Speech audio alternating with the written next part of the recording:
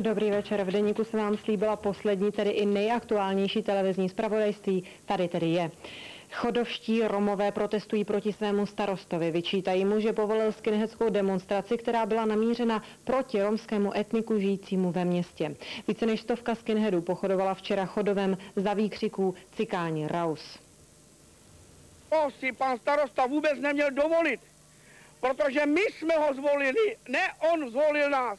Já mám z toho takový dojem, že všechno tohle to bylo proti nám, aby nás nějak zastrašil. Proč by neměla být povolena, tak to se zeptám. Pokud skupina mladých lidí požádá o pořádání mítinku proti drogám, omamným látkám, proti prostituci. Tato skupina mladých lidí splnila veškeré podmínky, které jsou dané legislativou pro uskutečnění tohoto mítinku.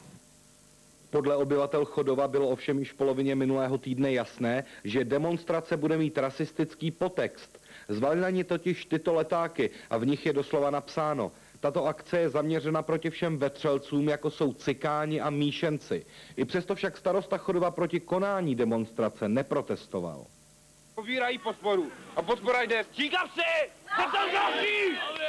A turisté již přestanou navštěvovat Prahu pro krásné kulturní památky, ale budou k nám jezdit pro krásné nekulturní děvky.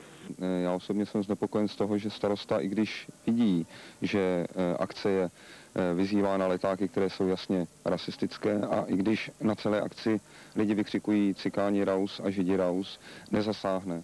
Je to pro mě zvláštní záležitost, zvlášť po zkušenosti s druhou světovou válkou. Pokud starosta povoloval tuto demonstraci s tím, že věděl, že skutečně šlo o demonstraci proti Romům a proti tedy etnické skupině, tak si myslím, že to nebyl správný postup a že je možné, že se tím budou zabývat i orgány činné v trestním řízení. Přitom byla provolávána evidentně nepřátelská rasistická hesla a přesto byl zatčen pouze jeden člověk. A to si myslím, že je jaksi k úvaze a k zamyšlení.